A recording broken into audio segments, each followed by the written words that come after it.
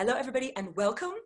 This is Lessons for Full Spectrum Humans. This is the 11th installment of the 2017 webinar series, and today is May 19th, so we're beginning with this. So what I would like to do is a little bit of summation and recap about this shape and about how energy flows around this shape in order to get everybody up to speed as to how this relates to this. And this shape is the basic building block of energy that we are experiencing, and it is part of our body, and it is part of our body of time or energy or light. So let me get to a detailed image of this.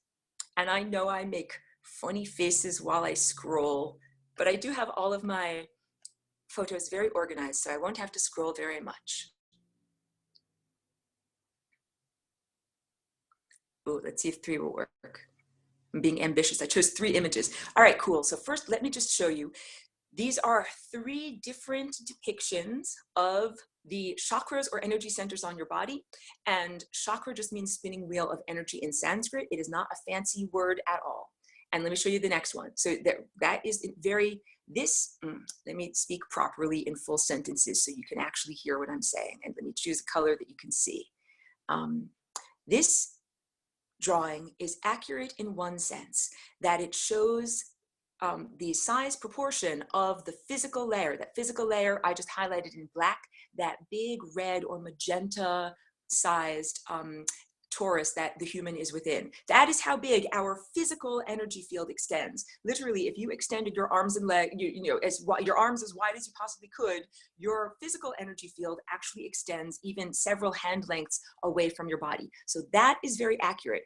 But this area here in the center is a little bit of shorthand. What I've done is shown all of the chakras or energy centers nested together and all converging on this place. I am highlighting it in black in the middle. And that's not completely accurate, but I did that as a simplification in this picture. Let me switch to the next picture now, see if I can do this properly. Wow, it worked, that was great. So this picture is a little bit more accurate because it shows the way that each one of these energy centers has a convergence point, like I'm highlighting them in black now so you can see it. And the convergence points don't all exist in the same place on your body, that they exist up and down the spine. So we're starting with, like, at the very, very top of your head, that would be the violet or crown area.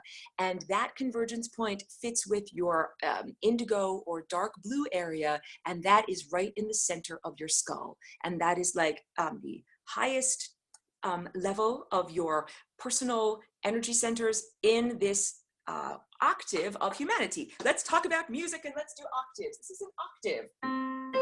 So we've got 8 notes in an octave because oct means 8, and they relate to the colors of the rainbow. Red, orange, yellow, green, blue, indigo, violet, and then we would add them all up to white light. So, or we would start the next level, the next octave, the next series. So we are living within the human level, or we could call it the human octave. We've got 7 colors of the rainbow, but if we add in white, then that makes 8. I should talk about that a little bit. Why the rainbow? Why this and why these particular proportions? Because this is a color recipe. So I'm now circling this whole entire apparatus as if this is a recipe for how to make you. Like recipe for make a cake. You take this much flour and this much sugar and this many eggs and this much vanilla extract, and you dash them all together in the right way, and then you get a cake. So this is the recipe for a human. Let me go back to that other one because it's a little bit easier to show. So in building a human or a full spectrum human, we use this much red. Look, it's a lot of red. That's like the flour in the cake. That is our primary ingredient. Physical matter, that is what we are. Then the next largest amount is what I'm highlighting in black over here. This is orange, and that's our emotions. There's our mammalian emotions, and those are the denser emotions, denser than our level of unconditional love. And then so that's like whatever, sugar. And then we got yellow over here, and that's the next largest layer. And that's our conscious daily waking intellect. And that level of our awareness is what humanity has defined itself by for a very long time, but that is not the end of the journey at all. Like that, as in climbing up the ladder of consciousness, we have reached the level of the daily conscious intellect. Humans condescend to the animals that are at the level of yellow, down below them, but do not understand that there's this whole area that I call the higher faculties. And if I go to the other picture, you can see it a little bit better. This is, oops, here, I'm highlighting it. This is the higher faculties. Everything above, the mere level of human daily waking intellect that many people in this time and place would define as superhuman. However, it's not superhuman, or we are all birthright superhumans. That's what being a full spectrum human is. That this level of unconditional love, that's like the gas that makes our car go. And this being able to communicate is part of being able to either clothe something with symbolic language or take away the symbolic language so that it is not there. And that brings pure abstract understanding to this level of what you are. And if we go back into, because I'm talking about this being like a recipe for you, there's less and less and less as we go through this, recipe. We got flour, sugar, eggs, then we're getting down to like, when we get to the point of, the violet here in the middle, that's the merest dash of vanilla extract. That is your little tiny dot that is that each one of us has as our connection to the higher dimensional, less dense realm of more organized information or intelligence. So I like to say that is where it is analogous to like where you plug in to the cosmos, where you plug into the wall, where you plug into the power station. But the power station, and let me switch to this one now because it shows it a lot better. If we are plugging in up here to the power station, we cannot make this energy that's going at that very, very fast rate go directly down here to our daily conscious waking intellect. We would literally blow our minds. Like that David Bowie song, The Starman, he'd like to come and meet us, but he thinks he'd blow our minds. It's the idea that the energy that is coming directly from the stellar network is moving at too fast of a rate. And it would be like sticking your home computer, plugging it directly into the power station, you would blow out your home computer. So what happens is the energy presence comes in through your highest energy center or chakra, and then it circulates through. So I'm showing now this circulation that is an energetic pathway that is kind of like a figure eight that gets larger and larger. Now my pen is going to have trouble. Okay, we'll see if I can go. I don't know if I can go any further down. Oh, good, my pen is working. All right, so you kind of got the idea, and I'll go into that particular structure much more effectively. But I wanted you to get the idea that like water wheels, we have, or gears, we have the energy comes in and it gets stepped down, it gets exaggerated, and it gets slightly distorted as it goes through each one of these layers of energy. When it gets to the conscious daily waking intellect, that is what we would all define as quote unquote having a thought. That when that energy flows through all of our energy centers and gets stepped down and isn't moving so very fast, that's when we think, I am having a thought. But it has had to go through a level of refinement or travel through many layers of your consciousness before you even have a sense that you have had the thought. Whoa, let me clear this out so that you can see what's going on here. Good. And now I hope you can see that this is the most accurate depiction that I have done up until this point in terms of making a painting that combines both of these concepts. So we have the concept of this area that I'm highlighting, that is like the pinkish, red, magenta, that is your giant physical energy field that surrounds your body. And that in this painting is accurately depicted. And then we have, you can see how it comes up in between the human figure's legs. Wait, let me first highlight the human figure. Here's the person that is in here, because I know it can be a little bit challenging to see that.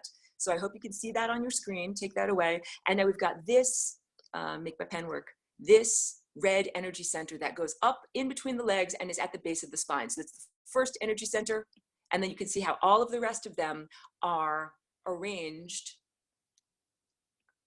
going up the spine. I hope that I'm doing a good job in counting properly. We've got 1, 2, 3, 4, 5, 6. There we go. Those are all of the 7 energy centers.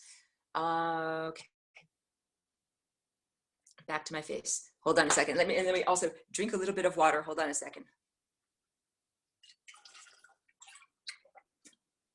So what I was just showing you with those pictures, that is your time body and is made of these various different layers. And the idea is that energy circulates through those layers in a pattern of refinement, a pathway of refinement. So now let me go back to this photo, scrolling and squinting.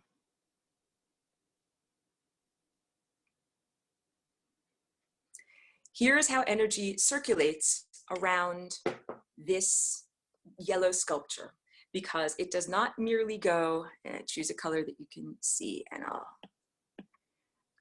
if this is a cross section of that yellow sculpture that I just held up, the energy does not simply go like from this central convergence point out into the world and then circulate back around, like, you know, in a big circle. That's actually a bit of a simplification. What it does is it circulates, if this is the center, it circulates outward from the center, and that center is the singularity, gets back to the singularity. The singularity is like a wormhole. It is like a doorway.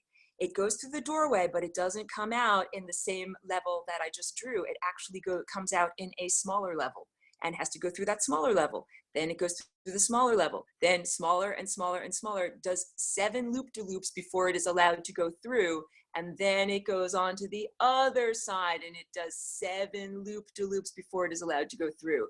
And if you are familiar with fluid dynamics, what I have just drawn looks exactly like what is behind the wake of a ship that is going along an ocean or body of water, or the aerodynamics of a jet that is flying through the atmosphere.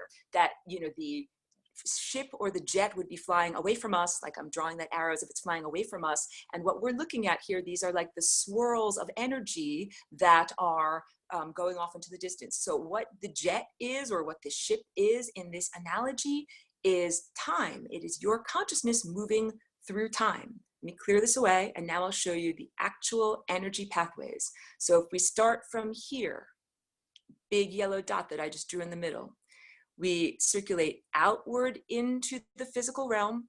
I'm all the way over here. I'm circulating back around, up. Good, it worked.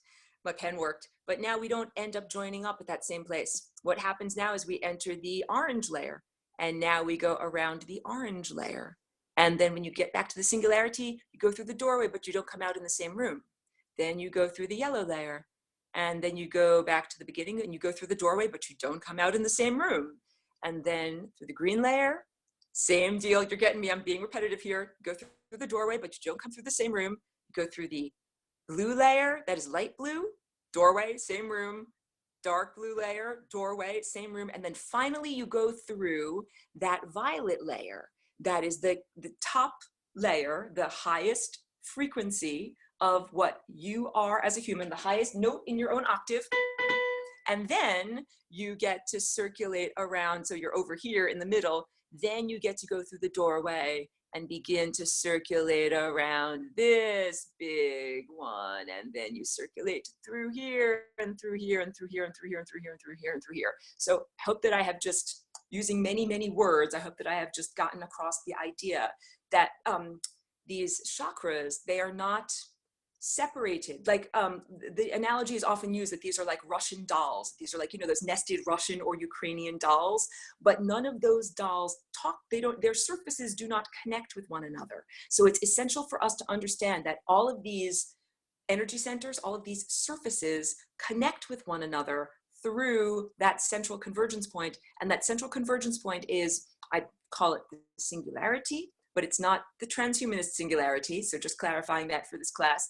It is the presence of everything. It is analogous to the science's definition of a singularity, which would be the fabric of space and time that is stretched so profoundly inside of a black hole that all of the rules that make up the physical reality break down, that we cannot even define what is happening in that place as a physical space, because the rules and the energy there do not make sense. So I said that I was going to do question and answer during the class today, and I'm buckling down and I'm actually doing, we got a question in the chat. Let's see what this says. Light of Phoenix says the whole meaning behind seek God from within. Yes, I think that is very apt. And that is one of the main concepts that I hammer away at, that I emphasize over and over in this class, is that our experience of divinity is, oh, let me just mute. I love you, but we get feedback if you're not muted. Yeah, and if you want to, you can ask questions using your voice. If you can unmute, just give me a chat heads up first, because it makes feedback. This central convergence point, that is, it is first of all the white light that is the recipe. When we make this cake, make this cake that is the recipe? I'll answer that question too. So we are full spectrum humans. That's what this means. When you add up all of the colors, and let's talk about additive color mixing. Oh my goodness. Okay, I'm gonna give you guys a little art lesson here, and I know I'm talking really fast because I wanna get a lot of stuff in. There are two different types of color mixing. I'll hold this up. Two different types of color mixing in the art world. So one is subtractive color mixing, and that is what mostly we are familiar with in terms of mixing actual physical paint pigments. There's also additive color mixing, which is where you are mixing pure light. So in mixing together, the rules for mixing together pigments are different than the rules for mixing together pure light. If I took all of the pigments of my studio and I mixed them together, I would get a muddy, blackish, brownish color. I would not get a beautiful, pure white light. And that is because with pigments in the physical realm, what we are doing is subtractive color mixing. That means that all of the pigments get together and they block out certain frequencies of light. But things are different in the world of pure light. So if we were going to make either some projection with light on a movie screen, or something that is made out of neon, or something that is made out of pure light waves, that is additive color mixing. And let me use the whiteboard to show you what I'm talking about. So in additive color mixing, get the pen and get a color. Here's a light wave, this light wave, and if we add in another light wave, I should have chosen a different, well, let's add in that light wave plus this light wave ends up equaling this light wave. I should have drawn this a little bit better.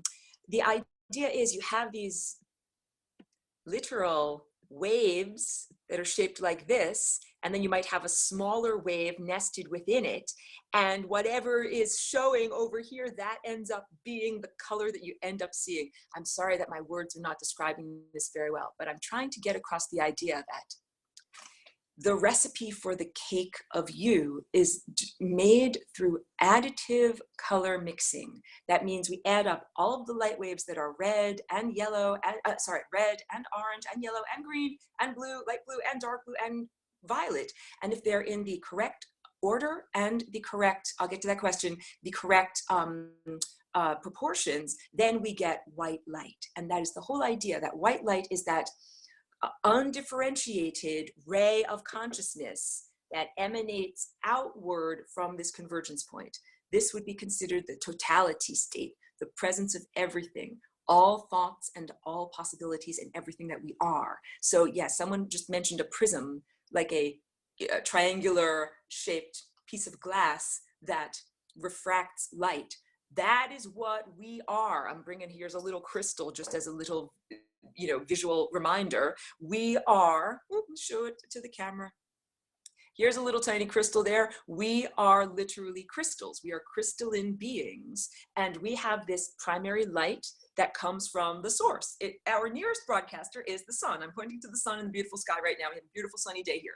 And it's not just our sun, our star. It is the entire stellar network that is sending out to us that pure white light, and then we as individuals are breaking it up into its constituent elements, turning it into the rainbow. And the rainbow are these different layers of self-experience that we are going through. Now I'm getting to your question. So this was a question. Is this something like when the sun hits a prism? That's exactly what I explained. And this person says, how do we stay within that convergence point? So a lot of that is willpower and the software program, or the set of ideas of what is happening when energy flows around here. So I just showed you that picture that had the central human figure inside of it, and the way that the energy flows around in a figure 8, and then it gets closer and closer and closer and closer and closer into the middle. Well, I've also drawn before that this is a time vortex down here at the bottom that represents one life or one incarnation. But let's talk about what are these other ones. Like if I go to the whiteboard, and if I say, you guys are students of the class who are familiar and you know that this is my shorthand, if I draw, here is the time vortex. And I'm always drawing that lower quadrant, and it's filled up with timelines here. And let's say this wonderful pink timeline is, oops, choose the right color. This pink timeline is the magical timeline that actually exits the wormhole and goes to reality. Well, let's draw the rest of the vortex, because we've also got the green lifetime. And we've also got the purple lifetime. These are all within your body. This is not someone else's life. This is all you. This is not someone else that you are experiencing. This is all you, even though it might not look like your current physical face. So now I'm going to choose black as the neutral color. This is where our starting point is. Look, I am circulating around here. I'm going out into the physical reality. I'm coming back into here. I went from participating in this light blue life to participating in this dark blue life. Now look, I'm circulating back around here. I'm going back over here. Look, I'm back onto that light blue life. Now I'm circulating back here, and now I'm back onto that dark blue life. And this is also the same thing happening. I'm experiencing the green life. Now I'm down here in the blue zone. Now I'm over here in the purple zone. Here I'm in the green life, light blue life, purple life. All of these lives fit together. All of these events and energy, grammar bad. All of the events and energy experiences of your various lives fit together. So I'm trying to get across this idea that this lower quadrant is one life heading towards infinity right there, but these other lives are also you, and they're also trying to head towards infinity. This is a refinery of consciousness, and we are refining away from, now I'm tilting this so you can see it a little bit better. This would be considered like the bullseye. Now the central convergence point is right here so that you're oriented and you know where I'm trying to fly up the center there. And because of the genetic degradation, we have had to start at the periphery, sing all the songs that we don't actually want to sing, and then circulate in until we get to that point where we are actually aligned with who we really are on a profound, deep inner level. And that, we could say, is who we are as an ascended master, who we are when we are in connection with our own divinity, who we are when we are in connection with that source of energy and information that we are supposed to be connected to. So that is what I say. We were designed in these containers. We were not designed to be cut off from the source of our ideas and vitality and information and bump around like here, like my eyes are closed, I'm bumping around blindly, and I can't see where I'm driving, and I'm constantly driving into a ditch, which is what we've been doing up until this point, which is moving at these angles that constantly hit the membrane of death and having to circulate back around. So now let's talk, and let me just also check to see how I'm doing on time. Doing very good on time. Now let's talk about when we transform this basic shape into this shape and why that is desirable. So I give the provenance, I give the backstory of where this shape comes from, because it started to be clear to me. Like I just, at many times, just wanted to just be like, here, everyone, here's lasagna, and hope like you just eat it from your plate and you just understand it. And it became clear to me that that was not enough for people to really understand and embody this and do it for themselves. So it became necessary for me to explain much more with words and with pictures, the transformation process of going from this shape into this and why that is profound and good. So, and you know, when I'm showing this shape here, I hope that it is understood that this part down here and this part down here is this part that we're heading towards. So I use this analogy. This is an old analogy from some of my old videos. If this is like God's thumb and I'm a little ant, here, there's a little ant is walking on the surface of God's thumb, like on this little ant, is this little white mark over here walking along. Half of the time, this thumb points upwards in this direction. And half of the time, the thumb is pointing downwards in this direction. But to the little ant walking along, the ant is always walking towards the thumbnail, towards the thumbnail, towards the thumbnail. So the thumb is like this, it's like this, it's like this, it's twirling around in a higher dimensional space. But the little ant is constantly moving in one direction and doesn't perceive that it is constantly being reoriented. That is very similar to the idea of a Mobius strip. This is not my invention. This is from mathematician named Mobius. This is my particular invention or my contribution, like my riff, my chord structure in the music of what has already been played.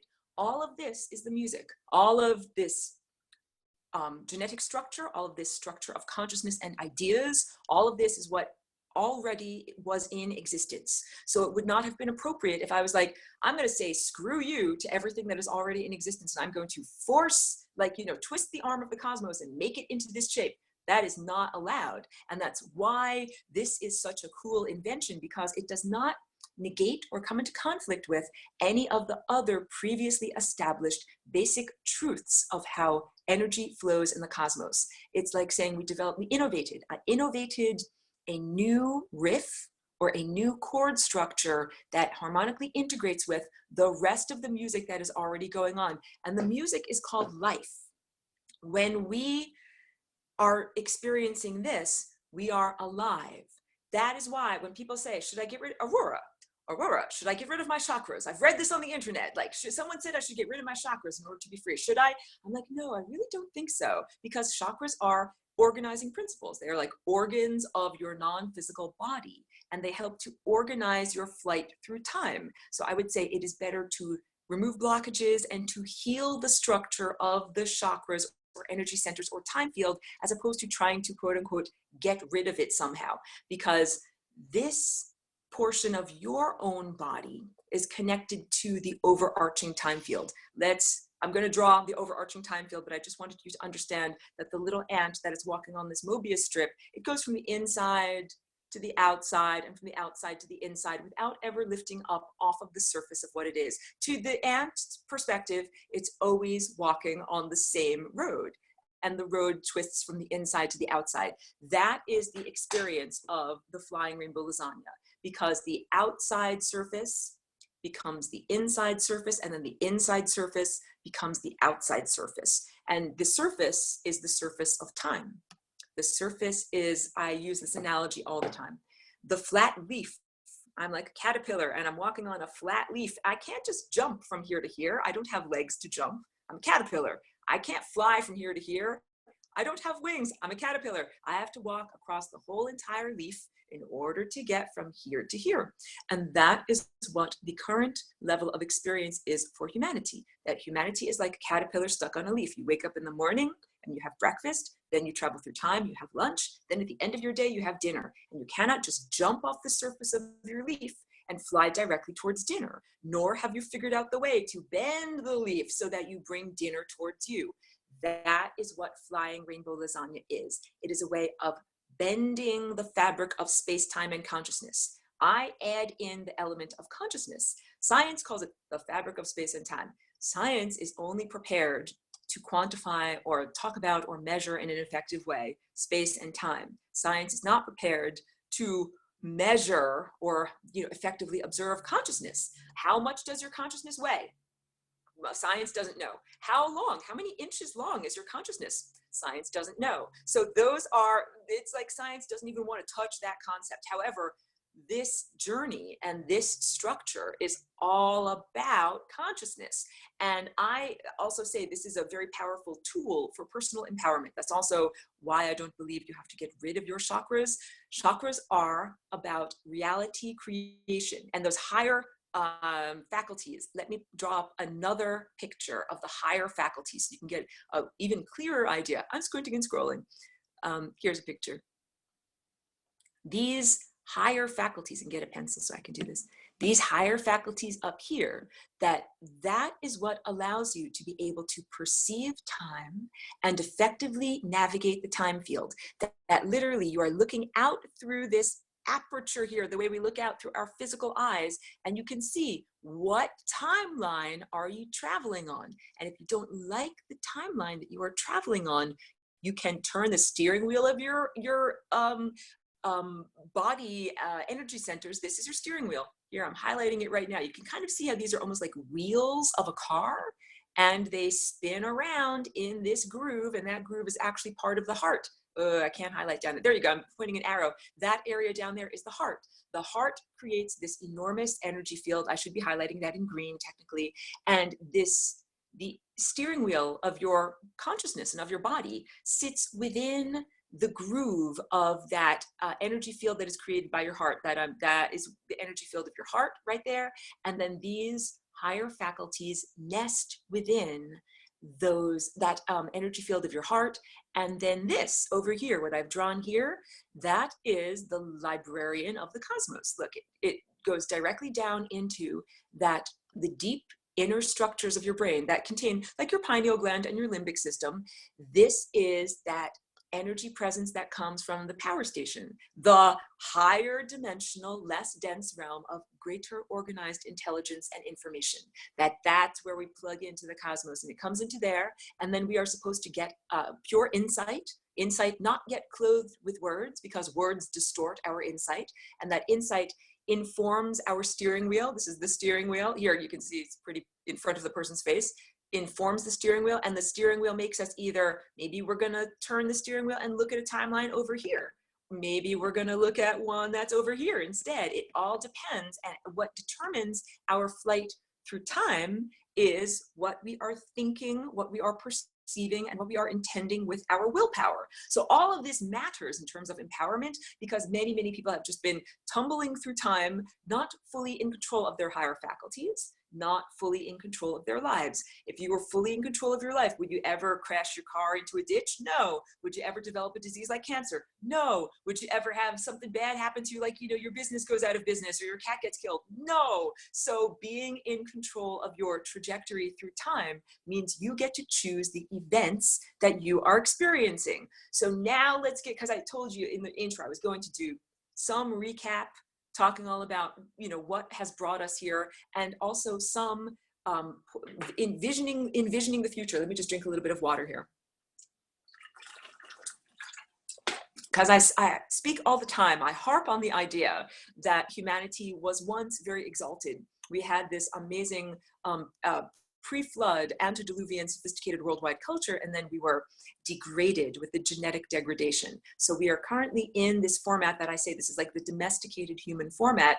How do we transcend these limitations? And the answer is flying rainbow lasagna. So the provenance of this is that I invented this for my own personal circumstances. Necessity is the mother of invention, and that I needed to create a key to get out of the situation, like unlock the door that I was in. And the situation was being faced with this you know, decision of either being killed or being co-opted by pure evil. And instead of that, that's like, it's like, imagine if your back was being pressed up against the wall, you didn't have anywhere else to go, and you didn't have any other choices. And what you did was created a set of wings. Like if you are this little caterpillar and you're stuck here and something bad is happening, what you can do is create a set of wings and jump off the surface of time and fly and have a different experience. So that's the best analogy that I can come up with. I rearranged the DNA of this body so that the body didn't have to die, and the steering wheel of the life could be turned in a new direction.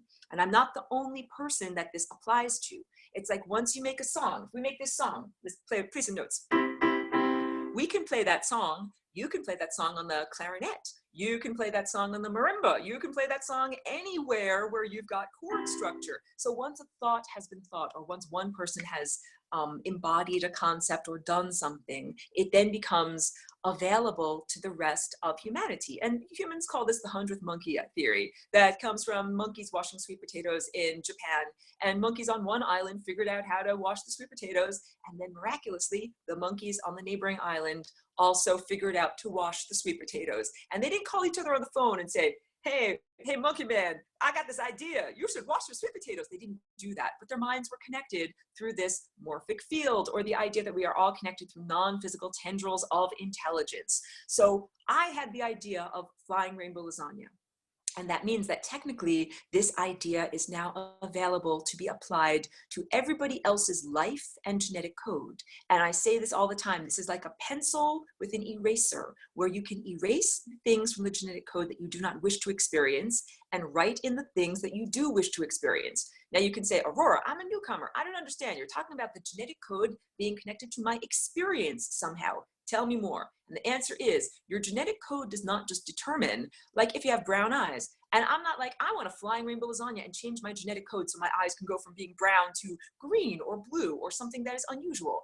No, I want to rearrange my genetic code so that I can have new experiences, because your DNA is the integument that ties you together from moment to moment. So there's the pencil. If these are the train cars of reality, this is recap for students that are familiar. These should be like boxes, but I'm just being very fast and not drawing all the three-dimensional structure. Here's the train tracks that the train car rides along, right? And each one of these is a moment. Like here's 1 o'clock, Here's 101, here's 102, here's 103. And there's a little version of you that is your little body. Look at how well I can draw a stick figure. These little bodies are all you. So you don't live, let's check my time. Because I like to stay on track. Good. We've been having this experience here in the classroom for like, maybe about half an hour or so. You are not in the same body that you were in 30 minutes ago. You have, let me change the color so that you can see. You have jumped from this train car to this train car. And then when the clock ticked again, you jumped from to the next train car, to the next one, to the next one. And the integument, just like your integumentary system in your body, your skin and your tendons and the things that hold you together, your fascia, the integument that ties you together from one train car to the next is the dance of your DNA. That these little loops are my shorthand representation for your DNA having a particular format that ties you together into going into a particular train car. Now let's draw a different timeline. Let's say there's a timeline that goes off into the front over here. And so we've got a different set of train cars that go like this and that, kind of go towards us. If we want to transfer this little guy onto the red timeline, how do we do it? Well, what we have to do is, let me change the color. Here we go. We got to make this guy, got to make his DNA dance in this direction and then connect them to this and connect them to this. So I'm trying to get across the idea here that our journey and our flight through time is all about our DNA dance, and that changing the behavior of our DNA changes our flight through time. Because people are stuck on the idea that DNA is the coding for our protein structures. It is, and it's so much more. It's making those little bodies for each train car, and it's making the events too. So it's making the cellular structure of your body, but it's also making the body behavior. Like, is your body super happy and singing? These are happy notes. Or is your body very sad? That's sad notes. Like that, what determines the happiness or the sadness or the structure of your DNA and what your body is experiencing is the dance of your DNA. It is behavioral. So now let's get into the dance of the flying rainbow lasagna. And let me just drink a little bit of water. And let's talk about what's going on our planet. Because I said to you, going to do some recap, going to do some thoughts about where we are moving into the future. And then next week is going to be the final presentation for the 2017 webinar. So this concept I invented in 2001. And that is when the previous occupant of this body was being killed or ritually sacrificed. And that is when I perceived, as a galactic or non-terrestrial abstraction, the opportunity to vibrate this DNA and do something impossible. That is the best description that I can have of creating the DNA, the flying rainbow lasagna, and embodying these concepts in this body. That I did something that was technically impossible, and that doing that 100th monkey offers the template of experience for others to also do something similarly impossible. So I give this backstory all the time. About 10 or 20,000 years ago, our planet, our beautiful Earth planet, was horribly invaded, horribly raped. This is the primary trauma of what we experienced. We went from being light eaters that were totally connected to the stellar network, connected through our higher faculties. That means that we didn't have uncertainty. We knew exactly when you are connected to the great conductor composer, you know exactly which notes to play. It's like if I play this note, and this note, I know that's going to be the next note because I'm connected to this great composer up there. So when this genetic degradation and this invasion of our planet happened, everybody fell into a state of being where they didn't know where to go. They didn't have that guidance that comes from being connected to the musical score of the cosmos that tells you which notes to play and when to play them. And the musical score, this is the music of life. I'm hammering all of these home. I'm overemphasizing and reiterating over and over. These patterns help keep us alive. That is why I actually do not advocate getting rid of our chakras. When you make your time body no longer in this shape, that means you die. You hit the membrane of death. Like if we remove all the oxygen from your bloodstream, you hit the membrane of death. If we remove all of the blood from your arteries and veins, you hit the membrane of death. That doing those physical activities is what distorts the time field. Let's talk about our planet.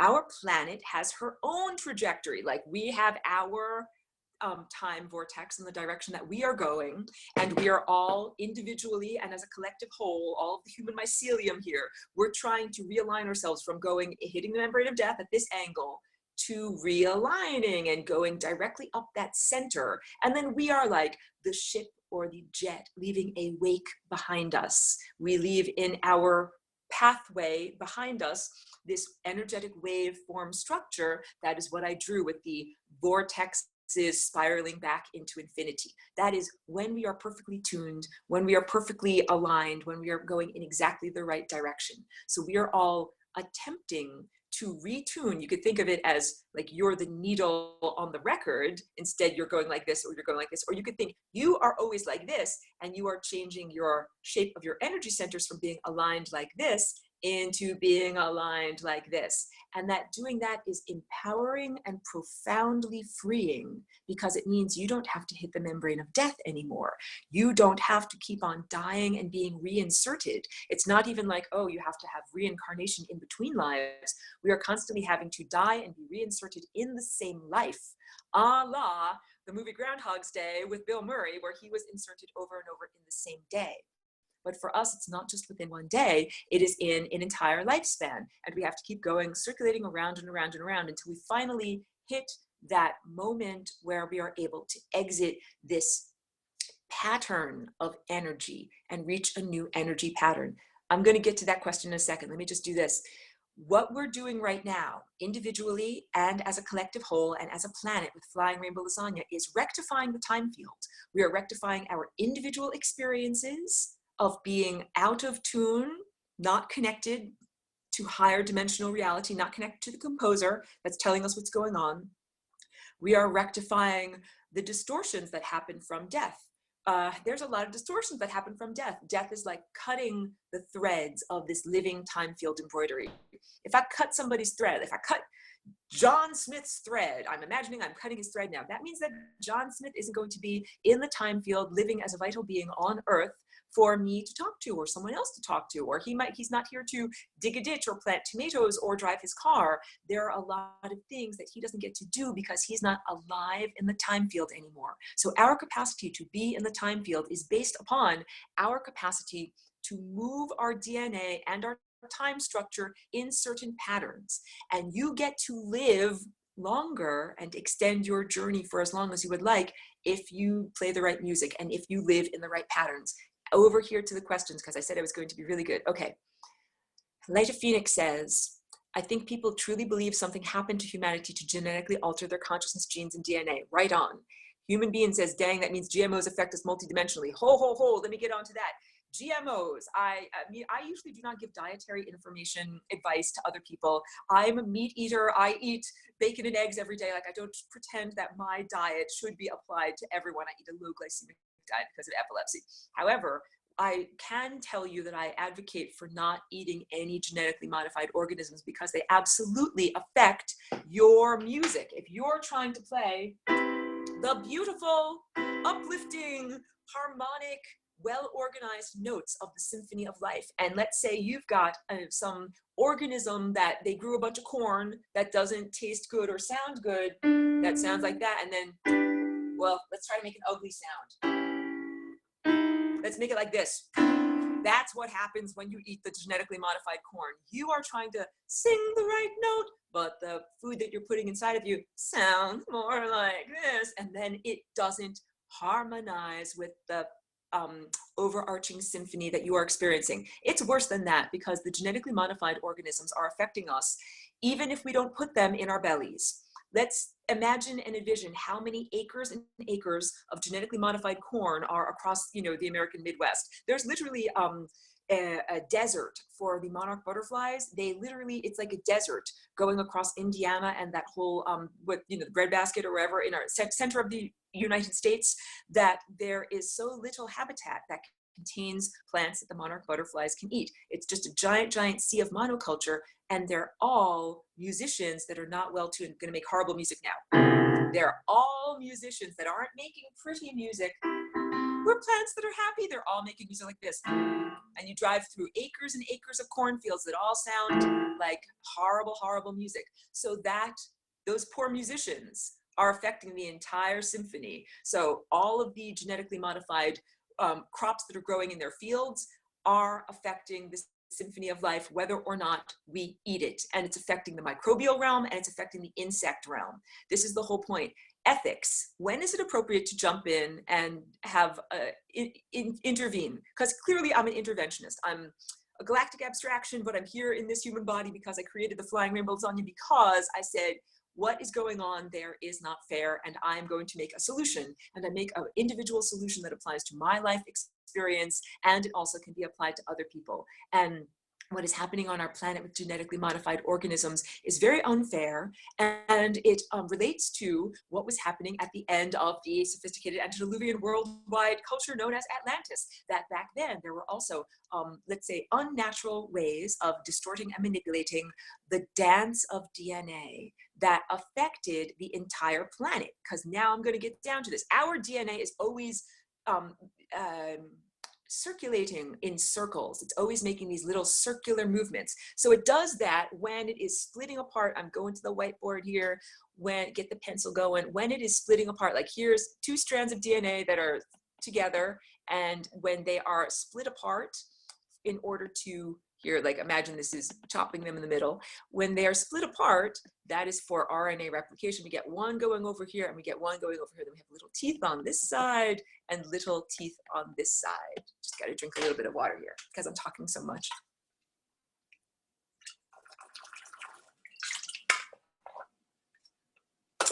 And there's this little RNA guy that I'm drawing in pink that almost reminds me of a ticker tape machine that makes the replicated, it's like a ribbon of DNA. It makes it shoot out. And this is spinning around. That's what I'm trying to say. It's always spinning around, spinning around, spinning around, and it shoots out this like ticker tape. And our DNA is constantly doing these circular movements, and it splices itself, it chops itself in half, it unfurls itself, it puts itself back together. That's when it's doing its natural dance, all right? That natural dance of spiraling around actually helps to stabilize aspects of our overarching planet, such as the weather patterns and earthquakes, or the circulation of magma and other like volcanic energies, that in the sophisticated antediluvian world, when the DNA started to be degraded, it clamped down on that circular movement or spiral, dance of the humans that were alive on Earth. And when enough people got clamped down upon, the entire planet was destabilized. That's what I'm trying to say, how important we are as individuals and how connected we are to the planet and her journey. We are literally like the individual neurons in the planet. If the planet was analogous to an actual organic body, the ocean is like the blood. The ocean has the same salinity as our blood. And the trees are like, and the plants, the photosynthesizing plants are like the alveoli in our lungs that allow us to breathe, and they're even shaped in a similar structure. And plants contain tiny neurotransmitters. These all herbs and entheogens and everything like that. These are like the neurotransmitters of the great brain of Gaia that we're within. And then humans, we are like the neurons. We have a job within this larger body, and we are supposed to think the right thoughts. And now I'm like imagining that I'm Earth, the planet, saying to the humans, think these thoughts, like I'm the conductor, think these thoughts. However, due to the genetic degradation, the humans couldn't think those thoughts anymore. And that happened on such a massive scale that it caused the destabilization of our entire planet. And it caused a cataclysm, it caused physical destruction, and it also caused genetic degradation. That's the primary trauma that everyone here right now is recovering from. And there's a lot of fear, and this is a good segue into what's coming in the future. There's a lot of fear that people are concerned, like if you've been raped or if you've been in a car accident, one tends to project that and expect that that is going to happen in the future. However, we do not have to have the continual, re-trauma, continually re-experience the same trauma over and over. We can have the corrective experience. So the corrective experience is when you get in the car after having had a car accident and you don't crash and you drive safely to your destination, or you walk home from your friend's house and you do not get assaulted or raped on, in an alleyway. That's the corrective experience. So we can have the corrective experience in our planet, that we can transform our DNA structure so that instead of having all of our energy and consciousness crash down suddenly, this is in the mythological, the fall as it is written in the Judeo-Christian Bible, or the fall of consciousness, or the fall from grace. And all of this is blame the victim stuff, and I don't espouse that or promote it to other people. But the idea that we had a sudden, I'm snapping my fingers, sudden overnight change and reduction, profound loss of consciousness. So much so we used to use our minds to do everything, to take care of our bodies, to eat, to be alive, and to make ourselves warm. And to lose that instantaneously and have to cook food over fire and burn things to stay warm was a huge loss in our inner capacities. However, we don't have to be afraid of another huge loss. That's the primary trauma, saying, I'm afraid that it's going to happen again. We can have the corrective experience, which is where we have a huge gain. Instead of all of a sudden, instantaneously, we lose our higher faculties, what would it be like if all of a sudden, instantaneously, we all rose up and gained our higher faculties? If all of a sudden, everybody had their insight and their truth and their connection to higher dimensional, less dense realms activated, and their DNA started to do the dance that we're supposed to do. That would be the corrective experience. That is what is happening right now. So I call this birth of a new dimension, and the new dimension that we are giving birth to, so all of us, if you're a man or if you're a woman, we are all collectively giving birth. We are the parents, and we are also the baby. We're the little vulnerable infant trying to be squeezed out through this very narrow aperture. And what we are doing is combining together the realm of spirit and matter. Or you can erase out the word spirit and you can write in pure energy. Or you can erase out the word energy and you can put in consciousness or awareness.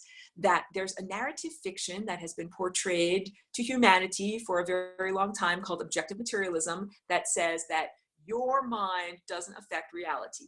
It's like saying that's the color red and it's always going to be the color red, whether you think different thoughts or whether you're looking at it or not looking at it, or if you close your eyes, if you open your eyes, it's still going to be there. That's objective materialism.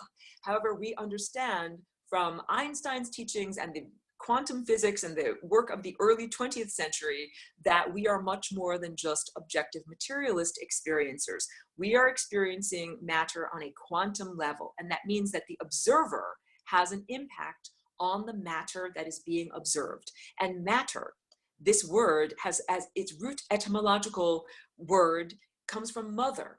Earth is our mother, and we live in the material world, and we are being given birth, or we are being birthed into a different form of matter that is not limiting the way this form of matter is. If you have matter separated from energy, then we've got thought, consciousness, energy, non-physical stuff over here, and physical matter over here. And then the two do not meet or interact.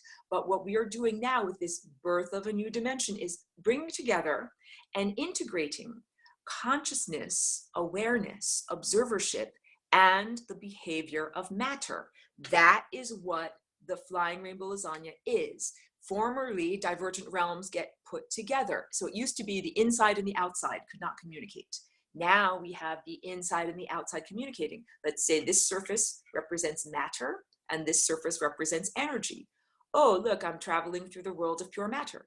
Oh, look, now I'm traveling through the world of pure energy. Oh, look, now I'm traveling through the world of pure matter again. Pure energy, pure matter, pure energy, pure matter. When we embody this shape, we are constantly jumping between those two states. I'm pure energy, I'm pure matter. And we do it so fast that we are essentially vibrating matter into a new experience and a new behavior pattern. And the new behavior pattern responds to us as thinkers. That's totally different than objective materialism. Because when we respond, we say this matter responds to me thinking about it. So if I'm going to think that maybe this isn't red, maybe it would change, maybe something would change. And now we're getting into the realm of what humans would define as quote unquote magic. Magic, this is from Arthur C. Clarke. He's great science fiction writer, and he said that any sophisticated technology, if you don't understand how it works, you're going to define it as magic. So that is what this is. But it is a technology, but it is not a clank clank metal technology. It is not the type of technology that is based upon electrons flowing in a wire, which is terrestrial Earth technology. And it is much more akin to the type of non-terrestrial technology that has been used to harm and victimize humans of this planet and humans of many other planets for a very long amount of time. But this is ethical. That's the whole difference. Other beings are using dark magic or sophisticated forms of technology, not on Earth, to harm and distort the time field. And this is a form of technology or an idea or an apparatus that is used to heal the time field. This is the corrective experience. So what does that, let me just check the time to make sure, because I usually have about 1 hour's worth of recording. I'm just almost at the end of what I can record, and then I'll get into more Q&A.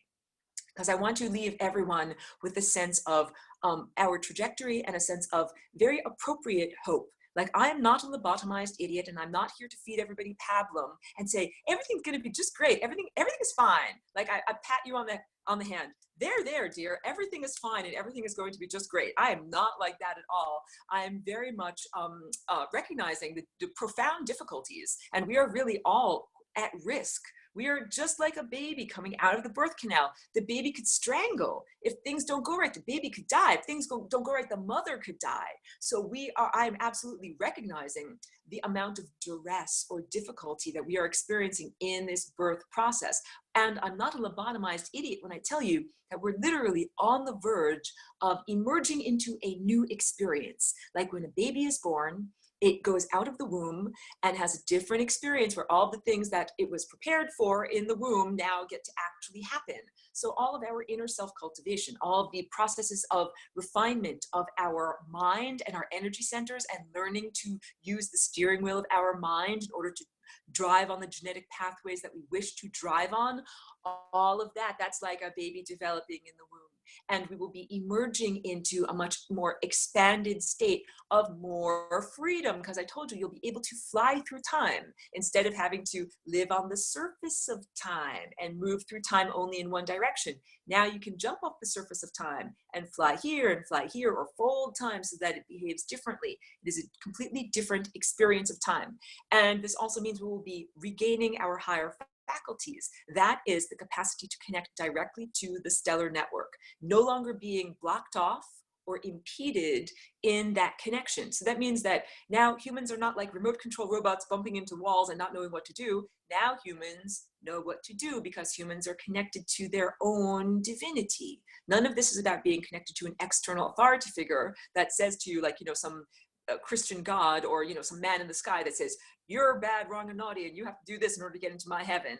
That is not the experience. It is more an innate, like when I'm doing my music, like I know what notes I need to play. I don't need to have some other human being telling me, oh, you got to play this note next, because I know that those notes, the next one is going to be this, because I follow the great composer that tells me what to do. And if I knew that these 3 notes, the next one is going to be this, but what if some human came along and they said, no, don't play this note, play this note instead? I'd say, no, I'm not going to play your wrong note. I'm going to play the right note that I know I'm supposed to play. And that is called, being a little bit rebellious. In this time and place, a lot of the time that is called being an artist. It's like saying, no, I don't want to work for your corporate structure. No, I don't want to do the things that you are telling me to do. I want to do the things that I direct in myself, that I connect with, that I know I need to do. So I highly encourage everyone to follow their own inner directive. It doesn't necessarily mean you have to draw or paint or sculpt or make music. It might mean that you feel you need to be a healer or a gardener, or you need to do work on a particular project or do some particular thing. The whole point is we are moving out of these levels of domestication, not just domesticity like you're baking cookies at home, being a domesticated animal that someone else is controlling and directing, and the someone else, the man in the sky, the godly figure that portrays itself as if it is better than you and that it is appropriate for it to tell you what to do, that is no longer appropriate. That what is appropriate is for you to listen to know the musical score, be able to know what it is, and know what tell yourself the next right note to play. So we're transforming the experience of being an organic multicellular person on the planet, because we are going to transform our source of food. We are no longer going to have to eat physical food. We are going to now eat food that is an idea. And this is not that separate from, if you really understand profoundly, if an apple tree grows an apple, it thinks all year about that apple. And then when I pluck that apple and I put it through my juicer and then I drink it up as juice, I'm drinking a tree's thought.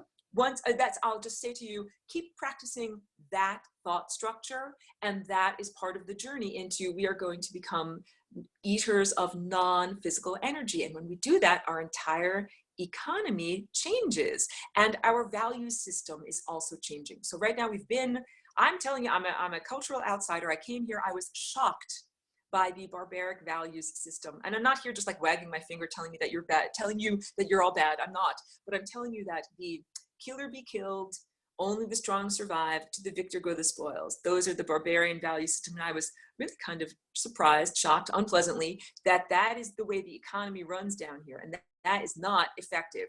The idea that, because it used to be in the animal realm, the person with the sharpest teeth or the person with the biggest muscles, that was the strongest person. That's, the leader or the person who gets everything, gets all the resources. But now it is through economic might. Now it is through money. And there are people that have accumulated huge stores of money, huge, amassed whatever bank accounts, and that they are now the ones that are the equivalent of having the biggest muscles, so they can be barbarians and push everyone else around. And that is totally antithetical to the dream of the planet. That's neurons in this brain of the planet not thinking correctly. So the more people that do the flying rainbow lasagna in their own genetic structure and change their approach to time, change their approach to resources, change their approach to flying through time, space, and consciousness, the more that the music changes. It's like there no longer are humans, the domesticated form, enslaved to the overlords of humanity that have been here for a very long time. More freedom, and the more musicians who get free and begin playing the right notes, the easier it gets for all of us to play the right notes. So this is, I'm bringing us all like out of the depths, out of what happened more than 10,000 years ago. Very traumatic, sad, horrible things happened. We cannot pretend or sweep that under the carpet. That really happened. And in order to heal from it, we recognize that and we say, I see how that affected everything, brought us to this moment now. And then how do we get out of this? The answer is flying rainbow lasagna. So I cannot flap someone else's wings on the soul migration. Like we're all like birds flying in a V. We are all of these wonderful geese flying in formation. I cannot flap someone else's wings and make them migrate. And the migration is a migration to a different mental state, to a different experience of time, literally to a different realm. We're not flying there in a clank clank metal spaceship. We are flying there in a vehicle that is a non-physical energy presence vehicle, and it requires expertise. It requires willpower and precision. You got it, human being, you say migration of the mind. That is what this is. And when you understand that our flight is a flight through time using wings of pure consciousness, then you understand how offensive it is to be attacked by anything that attacks your consciousness.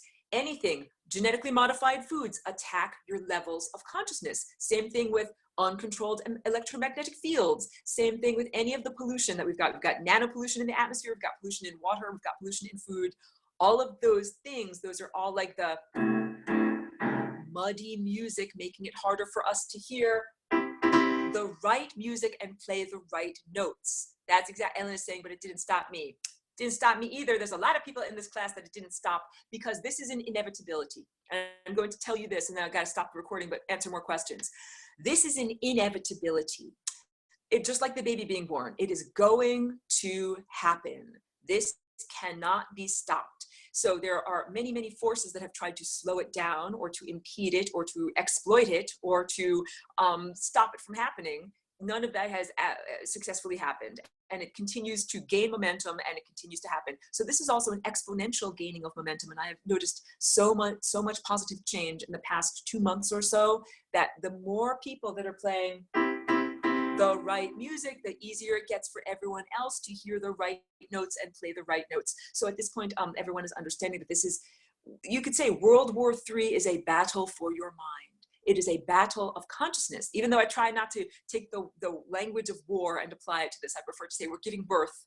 But what is happening is we have to fight in order to do this successfully. The powers that were, the powers that be, the evil overlords, they don't want Flying Rainbow Lasagna to be in existence, and they don't want you to have personal empowerment. That's why this is such a radical thing to do. And I say this often, that this does not require money. I mean, we got to have food to eat. You got to have a comfortable, safe place to live. But I'm trying to say, it's not like you have to get together $1 million and drink a magic elixir or have an operation to put a chip in your brain or any of those types of things that billionaires are literally doing on this planet right now. And those are the same things that were done at the end of Atlantis. Like, oh, I'm a rich person. I'm going to pay to have a magical crystal put in my head that makes me think differently. That is not how we heal this trauma. We heal this trauma by using what essentially is our birthday suit, what we were given here to come with from the great composer that made this whole entire symphony. And it's a very wise composer that gave us everything that we need in order to successfully do this journey and do the music. But it's just like if you're a little baby, when you were born as a little baby, you're not necessarily ready to like hop out of the womb and run a marathon.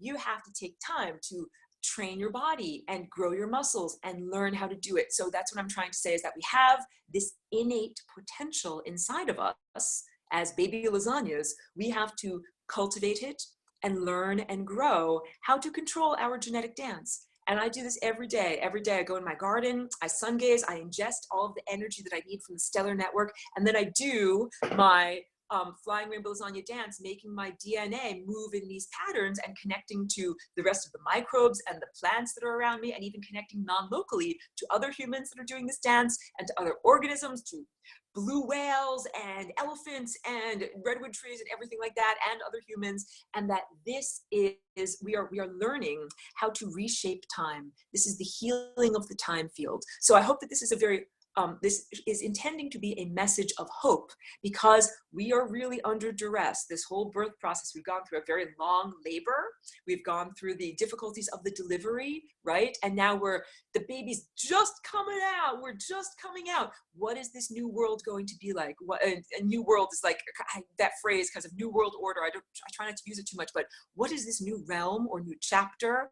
What is this new experience going to be like? It is an experience where we are going to get to fly without impediment, using our wings of pure consciousness. So all of this is about the mind or the consciousness or the awareness.